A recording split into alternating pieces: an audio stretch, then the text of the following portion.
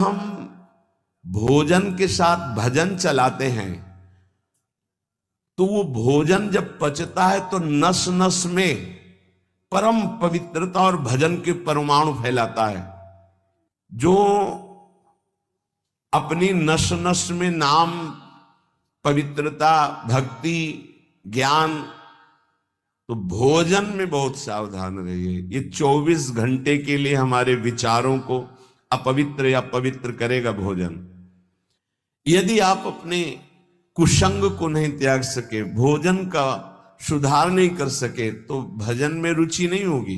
ध्यान रखना, अगर आप हमारी प्रार्थना नहीं मानते हैं तो ये अपराध होगा, आज्ञा का उल्लंघन होगा और वो आपके लिए बहुत ही हानिकारक होगा। पहले आहार शुद्धि करें, बहुत भोजन शुद्ध। बड़ी कृपा है, आकाशवृत्ति से जीवन चलता है, श्री जी को भोग लग करके मिलता है, परम पवित्र है। अब जो बात करें, पाते समय उपास्य देव के सिवा अन्य कोई विचार नहीं रह जाना चाहिए। ये ध्यान उपासक दे। इसीलिए नाम कीर्तन चला दिया जाता है। चलता है नाम कीर्तन, नाम कीर्तन चला दिया जाता है कि आपका मन किसी विषय का चिंतन न करने पावे, नाम कानों में पड़े और चिंतन नाम का हो। जब हम भोजन के साथ भजन चलाते हैं तो वो भोजन जब पचता है तो नस नस में परम पवित्रता और भजन के परमाणु फैलाता है। अब जैसे आजकल भोजन की प्रथा, जूता मोजा वही शौच में पहन के गए हैं, वही लघु शंका में, और वही होटल में बैठ के वैसे ही जूता मोजा, वही कपड़े, वैसे ही बनाने वाला क्या भाव वाला है, कैसी पवित्रता रखता है, पाने वाला क्या भाव रखे हैं और कैसी पवित्रता है, इन सब का प्रभाव भोजन पे पड़ता है। अगर भोजन ठीक नहीं तो बुद्धि निर्णय नहीं कर पाएगी ठीक। हृदय के नेत्र खुलने के बाद तो बहुत दूर रही, इन नेत्रों से भी सही नहीं दिखाई देता, गंदा ही दिखाई देने लगता है। इन नेत्रों में गंदगी बढ़ जाती है। जिसकी तरफ देखो तो वासना की दृष्टि से देखो, दोष दृष्टि से देखो, राग द्वेष की दृष्टि से देखो, ब्रह्म दृष्टि, भगवत दृष्टि उसकी नहीं आ सकती। ये बहुत जरूरी है। अरे कहीं भागा थोड़ी जा रहा है भोजन। धैर्य पूर्वक चिंतन करते हुए, नाम चल रहा है तो उसी नाम का चिंतन करते हुए। अब जैसे अपने लोग पूर्वाभ्यास तो पद चला लिया, बड़ी सुविधा रहती है। पद, कोई बड़ा पद ले लिया और मानसिक पद गुनगुना भी रहे हैं, चिंतन भी कर रहे, प्रसाद भी पा रहे। कोई पद उठा, बड़ा पद, देखत नौ निकुंज सुन सजने लागत, प्रथम यथामति प्रणव बिहरत दो प्रीतम कुंज। अब जब तक पद पूरा नहीं होगा तो भागेगा नहीं, और भागेगा तो पद नहीं पूरा होगा, पकड़ हो जाएगी। अब पद चल रहा है, प्रसाद पा रहे हैं, तो कभी कभी प्रसाद पाते पाते आंसू चल रहे हैं, प्रसाद पा रहे हैं, पद चल रहा है। अब वो भोजन क्या करेगा? प्रसाद नस नस में जाकर भागवतिक भाव संचरित करेगा। अब आप प्रसाद पा रहे हैं, किसी द्वेषी का चिंतन कर रहे हैं, गुस्सा आ रही, अब नस नस को वो क्रोध से युक्त करने वाली वृत्ति पैदा करेगा। आप प्रसाद पा रहे हैं, कोई काम चिंतन कर रहे हैं, वही प्रभाव आपके अंदर पड़ेगा। हमारी पद्धति रही है प्रसाद पाने की, चाहे जितना पवित्र हो, पर भोजन पाने के पहले हाथ पैर धोए गए, कुल्ला किया गया, पवित्र हो करके फिर वहां बैठ करके। पद्धति थी, आसन पीढ़ा चटाई बिछा दी गई, पवित्रता पूर्वक बैठे, भोग सामने आया, भगवद अर्पित प्रसाद है तो जय जयकार और कीर्तन करके पा रहे हैं। अगर वो ऐसी जगह से मिला है, भगवद अर्पित नहीं है, तो अपने सामने 1 मिनट रुक कर भगवद अर्पित करते हैं, फिर जय जयकार इष्ट की, गुरुदेव की, भगवान नामों की गूंज करके फिर पाते।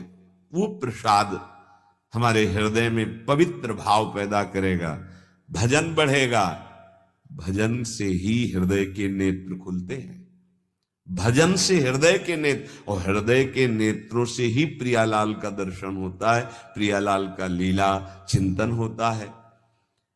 जो अपनी नस नस में नाम, पवित्रता, भक्ति, ज्ञान, तो भोजन में बहुत सावधान रहिए। ये 24 घंटे के लिए हमारे विचारों को अपवित्र या पवित्र करेगा भोजन। अगर अशुद्ध भोजन हो गया तो 2-3 दिन तक तो विक्षेप पड़ेगा ही। अगर बहुत ही निषिद्ध भोजन हो गया तो हो सकता है कि भजन भी रुक जाए, विक्षेप क्या रुक जाए, ऐसा ऐसा भोजन होता है। भोजन बहुत संभाल के, भले भूखा रहना पड़े तो अच्छा है 1-2 दिन, पर ऐसा भोजन ना होने पावे जो हमारे भजन को छीण करे।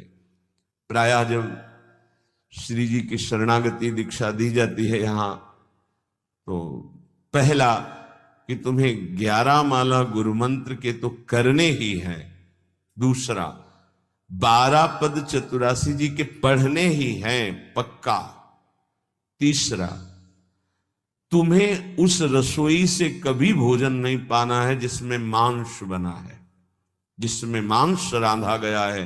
भले तुमको वहां दाल रोटी खीर और ये सब बना के दे, पर वो सात्विक भोजन नहीं होगा, वो राक्षसी भोजन होगा, क्योंकि वो रसोई अपवित्र है, उसके पात्र पवित्र। ये दीक्षा के समय दिया जाता है। चौथा, जो तुम्हारे उपासना की, इष्ट की, गुरुदेव की, संतों की, भगवत स्वरूपों की निंदा करे, वो चाहे रिश्तेदार, नातेदार, चाहे कोई भी हो, हम उससे संभाषण बैठकर नहीं करेंगे, कान में उंगली डालकर राधा राधा बोलकर चले जाएंगे। ये दीक्षा के समय शिक्षा दी जाती है। यदि आप अपने कुसंग को नहीं त्याग सके, भोजन का सुधार नहीं कर सके, तो भजन में रुचि नहीं होगी। ध्यान रखना, हम जैसा अन्न पाते हैं वैसा मन बनता है, जैसा मन होता है वैसे ही चिंतन होता है। हमें हृदय के नेत्र खोलने हैं तो हमें आहार पवित्र करना है, पवित्र आहार पवित्र चिंतन के साथ हमें पाना है। ऐसे जल्दीबाजी नहीं, जल्दीबाजी है तो हम नहीं पा रहे हैं, जब हमें समय होगा पा लेंगे।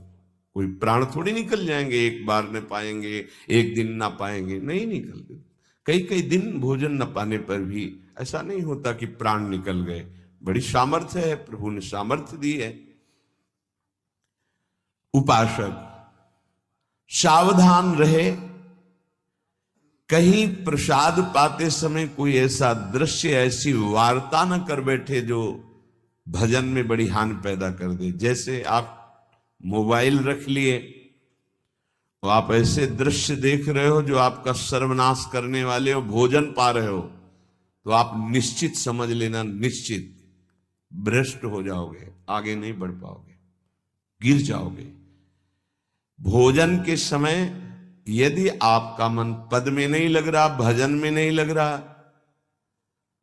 तो जैसे यंत्र है आपके पास, तो चतुरासी जी लगा दीजिए, सत्संग लगा दीजिए। आपका चिंतन बनना चाहिए भागवती, कोई गलत चिंतन नहीं। और अगर कोई पास बैठा है तो वार्ता नहीं होनी चाहिए।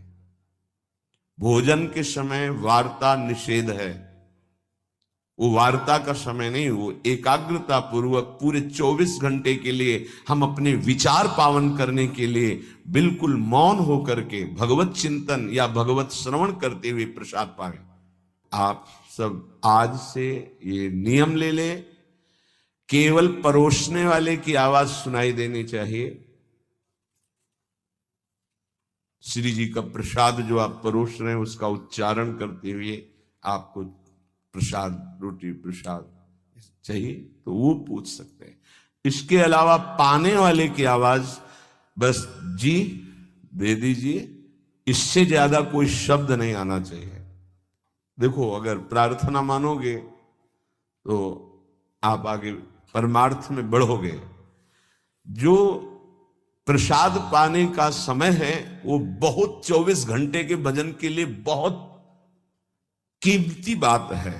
अगर उस समय आपका कोई प्रपंच वार्ता, कोई लौकिक वार्ता, राग द्वेष वार्ता, बिल्कुल नहीं, मौन आज से नियम रख लो। दे दीजिए ये शब्द उच्चारण और ले लीजिए प्रसाद ये शब्द, इसके अलावा और कोई शब्द नहीं होना चाहिए। अगर आप हमारी प्रार्थना नहीं मानते हैं तो ये अपराध होगा, आज्ञा का उल्लंघन होगा और वो आपके लिए बहुत ही हानिकारक होगा, जो आपकी बुद्धि को क्षय करेगा। इसलिए प्रार्थना है, आप प्रसाद पाते समय सब मौन का आश्रय, केवल स्वीकृति हां दे दीजिए और प्रसाद बांटने का जो उच्चारण है या अमुक प्रसाद ले लीजिए, बस इस नाम कीर्तन चलता है, नाम कीर्तन सुनिए। सावधान रहना, जो एक बार आदेश हो जाए उसका उल्लंघन नहीं है और उसको तत्काल लागू किया जाए। अगर नहीं किया जाता तो उसे प्रमाद स्थिति कहते हैं और फिर बुद्धि भ्रष्ट हो जाती है। कोई भी, चाहे वो साध्वी हो या उपासक हो, साधु हो, आज्ञा का उल्लंघन करने का स्वभाव ना डाले, नहीं तो प्रमाद स्थिति घसीट ले जाएगी।